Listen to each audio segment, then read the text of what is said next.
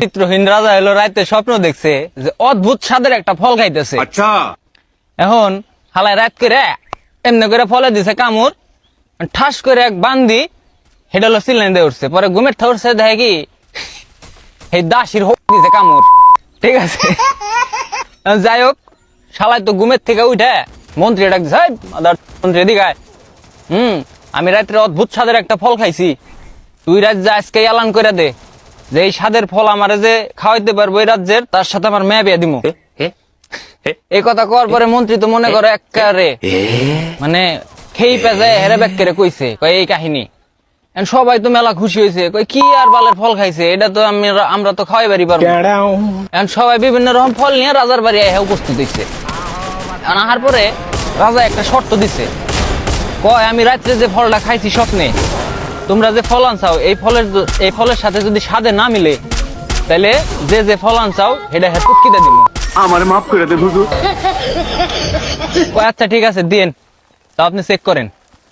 এখন প্রথম জন আনছিল এটা বড়ই, রাজা এই বড়ই খায় সাথে সাথে মিলে নাই, এখন এই হালার বড়ই দিছে হালাই তো মনে করেন আস্তে করে এটা সিস্কার দিয়া চলে গেছে, বড়ই ছোট জিনিস।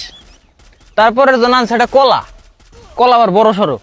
ঠিক আছে, কলা এক কামড় খাইছে রাজা, খায় এটা স্বাদ মিলে নাই, পরে দিছে হালার কলা দেওয়ার পরে হালাই তো মনে করেন মাঝারি সাইজের চিৎকার এটা দিয়ে দৌড় দিছে। তারপরের জন এত বড় এক বেল নিয়ে আইছে, এখন বেল খাইছে রাজা কত হানি, খাওয়ার পরে স্বাদ মিলে নাই, পরে মন্ত্রী গাই এই বেল দে।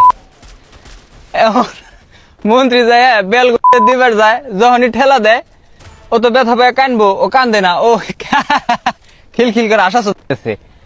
3-4 বার এমনি করছে, করার পরে রাজা তো রাইগে গেছে, কি ব্যাপার এত বড় একটা বেল ওর দিতেছি, হালায় না কান্দে আসে কাহিনী কি। পরে ডাক দিছে, কয় দিকে কেন গেছে, তারপরে গেছে এই বেল দিতেছি তুই কান্দোস না, আসস কিসের জন্য?